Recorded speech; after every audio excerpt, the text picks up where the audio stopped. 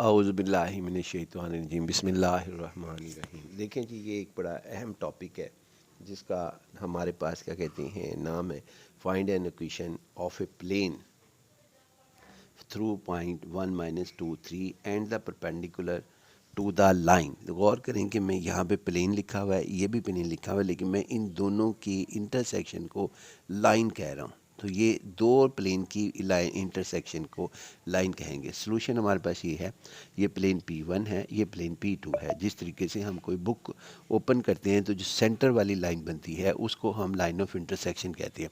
ये एक लाइन मैंने डॉटेड लाइन से शो की है जो कि एक और प्लेन के ऊपर जो उसके सामने है उसके ऊपर परपेंडिकुलर है, यानी 90 डिग्री का एंगल बनाता है। तो सबसे पहले हमारी स्ट्रेटजी ये होगी कि इस लाइन ऑफ इंटरसेक्शन को मालूम करेंगे। तो बड़ा अहम टॉपिक है और याद रखिएगा कि ये पॉइंट 1 - 2 3 से गो थ्रू हो रहा है जो रिक्वायर्ड प्लेन है, क्योंकि प्लेन जो रिक्वायर्ड है वो इसमें से गो थ्रू हो रहा है 1 - 2 और 3 से। तो सबसे पहले ये दोनों प्लेन हमने यहाँ लिखे और इसमें से हमने सबसे एक्स की वैल्यू फाइंड आउट करेंगे। अब आप चाहे आप इसके अंदर बस एक एहतियात करनी है कि अगर आपने फैसला किया है कि हम एक्स को एलिमिनेट करेंगे तो आपको पहले जेड को या वाई को एलिमिनेट करना पड़ेगा, यानी पहले जेड को एलिमिनेट कर लें फिर वाई को एलिमिनेट कर लें। देखिए दोनों सूरत हाल में आपने एक्स की वैल्यू जो है वो फाइंड आउट करनी है, ये इस चीज़ का केयर करनी है। अगर कोई स्टूडेंट यहाँ पे इस तरह स्ट्रेटजी कर ले कि वाई को एलिमिनेट कर दे तो इसका मतलब होगा कि वाई को एलिमिनेट करने में पहला स्टेप जी को एलिमिनेट करेगा, फिर उससे एक इक्वेशन हासिल होगी, उसके बाद फिर अगली दफ़ा एक्स को एलिमिनेट करेगा और उसमें फिर दोबारा वाई की वैल्यू फाइंड आउट करेंगे। फ़िलहाल हम स्ट्रेटजी ये अप्लाई कर रहे हैं कि हम एक्स की वैल्यू फाइंड आउट करेंगे पहले जी को एलिमिनेट करके। तो सबसे पहले हमें जो आसान लगता है हम इसके अंदर से इन दोनों को क्वेश्चंस को P1 और P2 को इस तरीके से करेंगे। First we shall find out a plane line of intersection between the two planes P1 and P2, और उसके बाद फिर हम P1 प्लेन को जो है -2 से हमने मल्टीप्लाई किया ताकि ये Z और Z एलिमिनेट हो जाएं और x की वैल्यू आ जाए। तो हमारे पास -5x + 3y = -5 आ गया। इसमें से x की वैल्यू फाइंड आउट की, ये यहाँ से ये x की वैल्यू के लिए शर्त ये है कि कोफिशिएंट जो होगा वो आपके पास हमेशा 1 होना चाहिए, x का, y का भी और z का भी, ये तीनों के कोफिशिएंट 1 होने चाहिए। जबकि यहाँ पे x की वैल्यू फाइंड आउट की वो ये आ गई, लेकिन y का कोफिशिएंट जो था वो आपके पास 3 था, अदर देन 1 है। तो उस सूरत हाल में 3 कॉमन लिया और उसके बाद फिर हमने इसको इस तरीके से लिख दिया 5/3। इसको इस तरीके से लिखा जा सकता है। तो x की वैल्यू ये आ गई। अब हम ये करेंगे कि x की वैल्यू दोबारा फाइंड आउट करेंगे, लेकिन इस दफ़ा z को एलिमिनेट नहीं करेंगे बल्कि हम y को एलिमिनेट करेंगे, यानी इसमें से अब y को एलिमिनेट करेंगे। और क्या स्ट्रेटजी अप्लाई करेंगे वो अभी आपके सामने आती है। यहाँ पे हम स्ट्रेटजी अप्लाई कर रहे हैं जी कि प्लेन P1 - 2P2, तो हमारे पास जो इक्वेशन आएगी वो आएगी x - 3z = आपके +1। इसी चीज़ को मैंने दोबारा लिख दिया ताकि ये आपको ओवर राइट में मसला ना हो। तो x की वैल्यू आई जी यहाँ पर 3z + 1 और उसके बाद इसका कोफिशिएंट चूँकि आपके पास x का तो कोफिशिएंट 1 हो गया, लेकिन z का कोफिशिएंट जो था वो हमारे पास 3 है, क्योंकि हमने कहा था x, y और z जब भी हम लिखेंगे उसके कोफिशिएंट 1 करने पड़ेंगे बशर्ते कि हम x की वैल्यू को पहले फाइंड आउट करेंगे। तो x के यहाँ से 3 कॉमन लिया और उसके बाद ये कंडीशन आ गई और इसको इस तरीके से 1 लिखा और 1/3 करके हमने ये x की इक्वेशन निकाल दी। एक x की इक्वेशन ये आ गई जो कि इक्वेशन नंबर 2 में है और एक x की इक्वेशन जो है वो इसमें आ गई 1 में। इन 1 और 2 को हम कंपेयर करके कंबाइन करके लिख देते हैं। तो देखें कैसे आता है जी हमारा जवाब।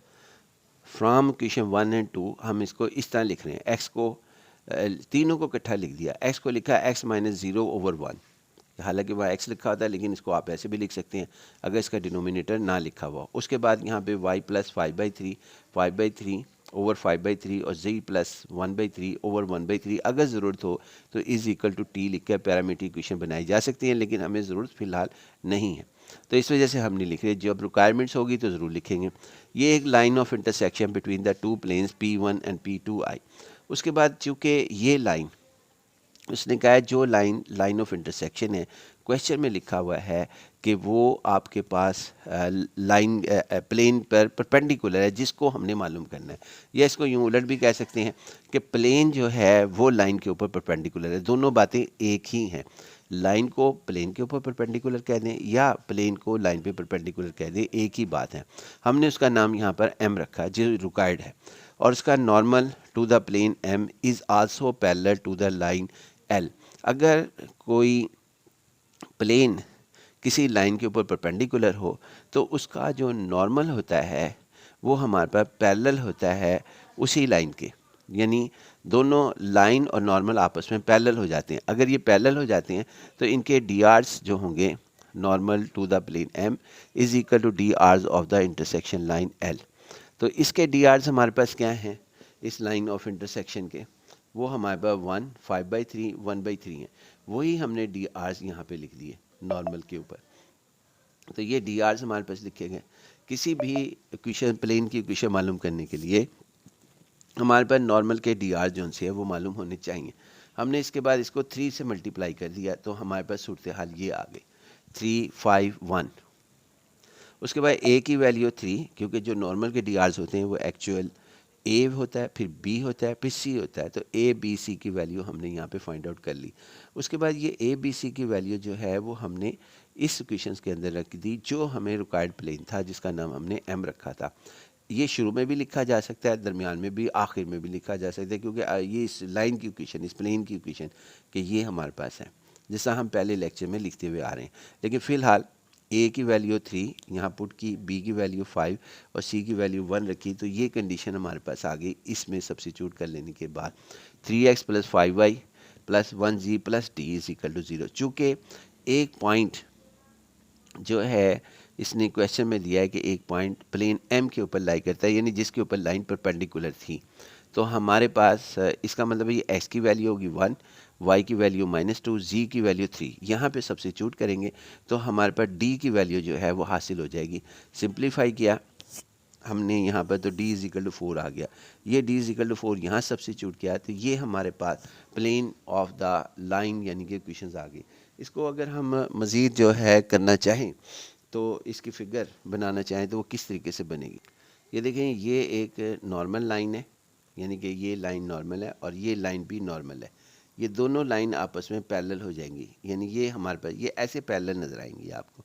जब दोनों आप किसी पेज के ऊपर 2 पेंसिलें लेकर इसको परपेंडिकुलर करेंगे, एक को हम लाइन कह देंगे, इसको हमने लाइन कहा, इसको हम नॉर्मल कह देते हैं। तो ये दोनों लाइन और नॉर्मल पैरेलल होने की वजह से इनके जो डी आर्स हैं, जो यहाँ पे हमने लिखे थे डी आर्स जो हैं, और ये लिखा हुआ है कि normal to the plane M is parallel to the line L, तो इनके डी आर जो से होंगे वो सेम होंगे। यहाँ पे इस तरीके से लिखा जाएगा।